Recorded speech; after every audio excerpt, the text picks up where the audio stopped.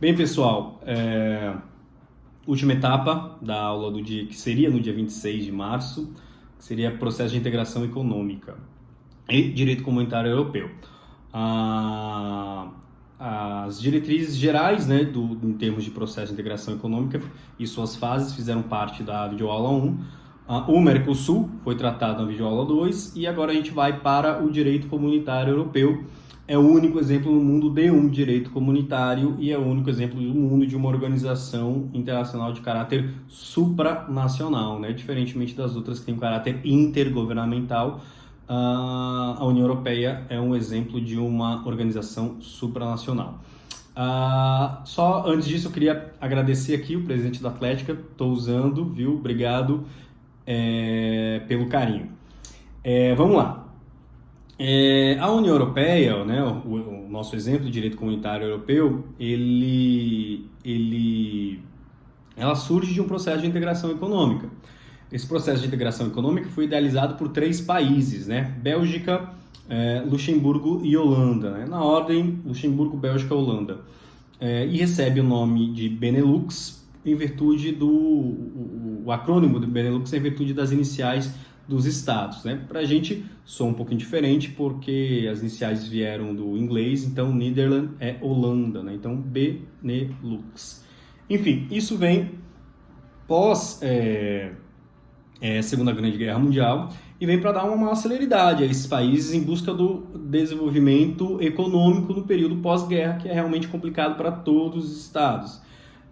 Então, para a reestruturação econômica e a reestruturação da própria sociedade em si, esses estados perceberam a necessidade, até pela proximidade territorial, de formatarem um bloco econômico no intuito de agilizarem as suas tratativas comerciais, estabelecendo uma zona de livre comércios, estabelecendo uma rede de infraestrutura conjunta, enfim, as mais variadas formas de reestruturar e de se reorganizar economicamente. Tarifas externas e assim por diante. Eu não sei se alguém já visitou um desses estados, mas inclusive os tickets de trem você pode comprar para utilizar 3, 4, 5 dias e você tem acesso a todos os países. Então é bem interessante mesmo a integração que ainda é existente mais forte entre esses estados. Enfim, passado esse período pós-guerra, as discussões e já a experiência desse bloco econômico se refletiu e foi se espalhando para outros estados que decidiram então se unir a esses 3 estados, formando o que chamou-se à época de Europa dos 6, ou então a Comunidade Europeia do Carvão e do Aço, CECA, em 1952, e se juntaram aos estados do Benelux, França, Alemanha e Itália, ou seja, 3 grandes países com grandes potências econômicas, notadamente antes da guerra, e pretendiam se reestruturar, se reorganizaram então, notadamente para uma comercialização mais célere de determinados produtos, notadamente carvão e aço. Enfim, isso foi produzindo bons resultados e outros países passaram então a, de certa forma, olhar de maneira mais incisiva para essa estruturação econômica regional e passaram então a fazer parte também dessa estruturação. E um grande avanço se deu com a chamada Europa dos 12, notadamente a partir de 73 e 1981. Cria-se a partir de então a chamada Comunidade Econômica Europeia.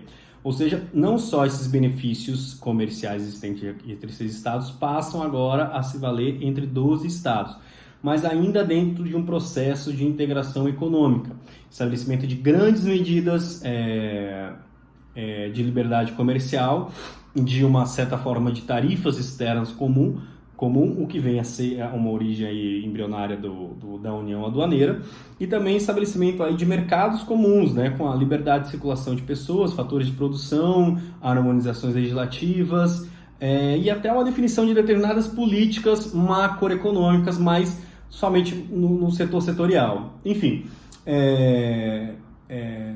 isso se deu, né, em 81 pelo ingresso de Reino Unido, Irlanda e Dinamarca, depois Grécia e posteriormente Espanha e Portugal. Ou seja, em 1982 tínhamos a chamada Europa dos 12. Isso foi evoluindo, novos estados passaram a participar das discussões econômicas e se decide em 1993, por intermédio do chamado Tratado de Maastricht, transformar isso na Europa dos 15, ingresso então Suécia, Finlândia e Áustria. Essas discussões foram evoluindo de um tamanho tal, de uma representatividade tal, que mais políticas macroeconômicas eram tratadas em conjunto, mais setores eram abordados nessas políticas macroeconômicas, houve a necessidade de uma harmonização legislativa e estabelecimento de parâmetros econômicos para esses estados, que eles decidiram então avançar e criar o chamado direito comunitário europeu. E isso se dá notadamente em 2004 e depois avanço de novos estados. Oficialmente a União Europeia é criada então em 2004 e depois com a entrada não só em 2007, mas em 2013 de novos estados com a formatação atual de 28 estados. Enfim, o que significa o direito comunitário? A gente ultrapassa todas as etapas de um processo de integração econômica. Zona de livre comércio, união aduaneira, mercado comum e uma união econômica completa. E a gente passa agora a ter uma representatividade desses estados, desse bloco econômico, porém de forma vertical, de cima para baixo. Ou seja, há órgãos de cúpula no direito comunitário europeu e esses órgãos de cúpula eles estabelecem diretrizes a serem de fato seguidas e obrigatórias desses outros estados. Isso faz, inclusive, com que as constituições desses estados sejam amoldadas para que eles atendam aos interesses da União Europeia, da qual, a organização internacional da qual eles fazem parte dentro de um caráter de supranacionalidade. Há, de certa forma, quem fala em uma forma de federalização europeia, né? Como aconteceu com os Estados Unidos, né? Os estados buscam uma união, buscam centralizar uma cúpula centralizadora de poderes por intermédio de uma organização internacional, diferentemente do que ocorreu com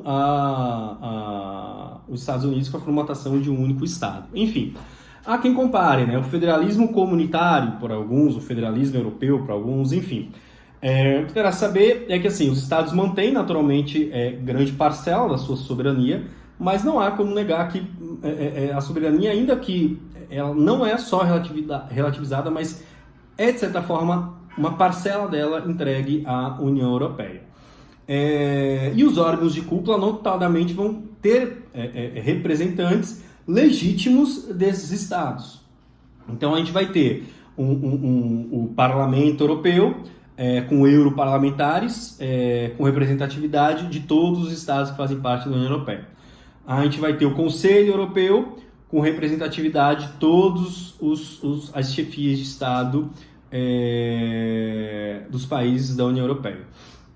E vai ter também a Comissão Europeia, que é o órgão, de certa forma, executivo, diretivo do bloco, como a gente tem também um Tribunal de Justiça da Comunidade Europeia, né? O Tribunal de Justiça da União Europeia em si.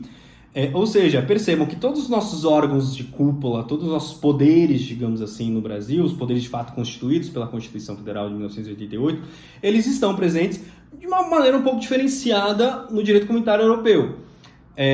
Mas é importante que vocês tenham a noção de que há, de fato, uma verticalização. O que esses órgãos de cúpula decidem, obrigatoriamente devem ser seguidos pelos Estados-membros. Sob pena, inclusive, isso é uma antijuridicidade, o não cumprimento disso, né? Sob pena de determinadas sanções. Então, assim, tem-se os tratados que estabelecem as regras gerais a serem seguidas e pelos quais os Estados deverão respeitar. E tem também as diretivas, as orientações, o que a gente estudou na aula de fontes, como uma espécie de soft law, né? Estados, vocês são obrigados a fazer isso. Aí vocês podem fazer isso dessas formas. Precisamos alcançar determinadas situações. Vocês podem alcançar dessas formas em si. E um outro exemplo de como isso seria uma ideia de supranacionalidade e de um caráter econômico geral é que, por exemplo, temos as políticas monetárias, as políticas fiscais, as políticas estruturais, elas são todas verticalizadas, né? Então, poucos estados mantêm as suas moedas próprias, né? A maioria dos estados aí tem o euro como sua moeda principal. Uma das poucas exceções era Reino Unido, né? Que saiu recentemente, então até me corrijo, porque agora são 27, né? Corrijo não, na verdade falei da evolução com 28 e agora 27 em virtude da saída já formalizada da União Europeia, do Reino Unido da União Europeia. Enfim. E já faço considerações gerais acerca disso. Enfim, então, o que vocês precisam entender é que, de fato, tem-se órgãos de cúpula.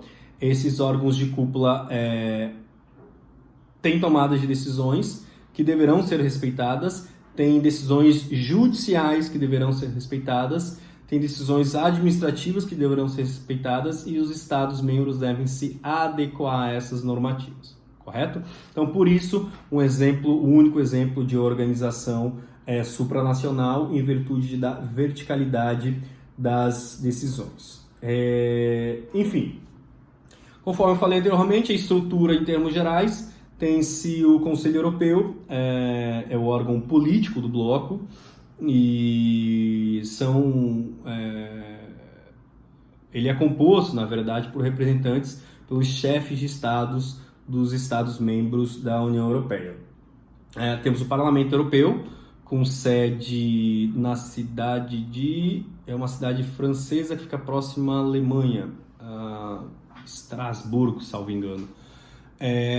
Enfim, lá fica o Parlamento Europeu, ao todo são 753 europarlamentares, todos com a sua representatividade, né? Os países com mais representantes são a Alemanha, França e Itália, em virtude, sobretudo, de importância econômica e também de população, perfeito? A população é mais utilizado como regra do que importância econômica, mas a importância econômica tem a sua relevância dentro desse cenário. Enfim, temos mais a Comissão Europeia, que é o órgão, de certa forma, executivo do bloco. São pessoas direcionadas, né, são os eurocomissários, com sede em Bruxelas, na Bélgica, e é, de certa forma, o órgão executivo principal do bloco. Além disso, a gente tem um Banco Central, responsável pelas políticas monetárias do bloco, tem-se o Tribunal de Justiça da União Europeia, enfim, com as suas decisões com caráter vinculante, enfim, outras tantas instituições aí que são responsáveis pela formatação, execução e administração do que foi discutido pelos Estados-membros por intermédio do Conselho Europeu em si. Enfim, então esse é o único exemplo que a gente tem no mundo, é uma organização internacional, uma das principais do mundo, e tem a sua relevância política e econômica muito grande, muito grande. Dentro daquelas considerações que a gente fez em relação ao processo de integração econômica, a gente tem isso tudo numa maior escala de projeções econômicas e maior escala de complexidade, né? Por exemplo, a liberdade de circulação de pessoas, a liberdade de circulação de trabalhadores, enfim, a possibilidade de trabalho, a conformação em si, padronização em si, a técnica universitária de reconhecimento de graus de especialização, de tecnicismo em relação a algumas matérias, para que as empresas consigam trabalhar, para que as pessoas consigam trabalhar em qualquer lugar, uniformização previdenciária, enfim, uma série de fatores aí para serem tão complexo que é a formatação de um direito comunitário europeu, e por isso que ele demorou tanto tempo, né? Se a gente for analisar 47, 48, hoje a gente está em 2020. É um sistema que ainda tem pequenas falhas a serem corrigidas, mas são bem diminutas em decorrência da evolução considerável que teve ao longo do tempo. Enfim, coisas pequenas mesmo, por exemplo, até tomadas, a gente tem tomada de 3 pinos no Brasil, a gente precisa ter uma uniformização de tudo, então a padronização é completa no âmbito da União Europeia em si. Uma outra circunstância interessante é tratarmos do espaço Schengen, né? Mesmo países que não fazem parte da União Europeia podem fazer parte em si do espaço Schengen, e é onde pessoas estão autorizadas a entrar sem visto de turismo, sem visto, e a sua entrada dá direito ao visto de turista por 3 meses, né? Notadamente o ato discricionário do Estado, se vai aceitar ou não vai, enfim. E as mesmas regras funcionam, os mesmos acordos funcionam para todos esses países, que não são todos os países da União Europeia, mas funcionam para todos esses países. Correto? Enfim, em última consideração final é acerca do Reino Unido, né? O Reino Unido é realmente muito importante para a União Europeia, e por intermédio de uma votação interna optaram então por não fazer mais parte da União Europeia, em virtude de determinadas circunstâncias, notadamente econômicas, em uma parcela delas sociais, com relação à diminuição de aumento de nível de desempregados dos nacionais, né, dos países que fazem parte aí da Grã-Bretanha, do Reino Unido, da Grã-Bretanha e da Irlanda do Norte, enfim. Isso influenciou até que teve um plebiscito interno e optou-se então pela saída. Foi bem conturbada, né? Naturalmente, se você faz parte, você vai denunciar ao Tratado de Maastricht, você precisava aí de uma série de fatores intermediários para essa transição. O que demorou muito para ocorrer, mas ocorreu recentemente aí com a troca do primeiro-ministro britânico para o Boris Johnson. Enfim, essas são as principais considerações. Não vai ter nenhuma atividade específica para a União Europeia em si, mas é importante que vocês entendam, porque é de fato o único exemplo existente no mundo de uma organização internacional de caráter supranacional. Há uma antijuridicidade, então, em relação ao desrespeito dos tratados, e há uma conformatação, uma harmonização legislativa comunitária e interna nos Estados, para que os objetivos da União Europeia sejam cumpridos de maneira efetiva, né? De maneira exitosa, digamos assim. Enfim, essa então seria a aula de processo de integração econômica e direito comunitário europeu. Depois, quando eu for fazer vídeos acerca das atividades em si, eu retomo ao assunto da solução de controvérsias no âmbito do Mercosul, até porque a gente vai utilizar a arbitragem e negociações diretas quando formos falar na próxima aula, que seria dia 3 ou 4 de abril, né, que eu vou gravar já, sobre solução pacífica das controvérsias. Tá bom, pessoal? Obrigado, até mais.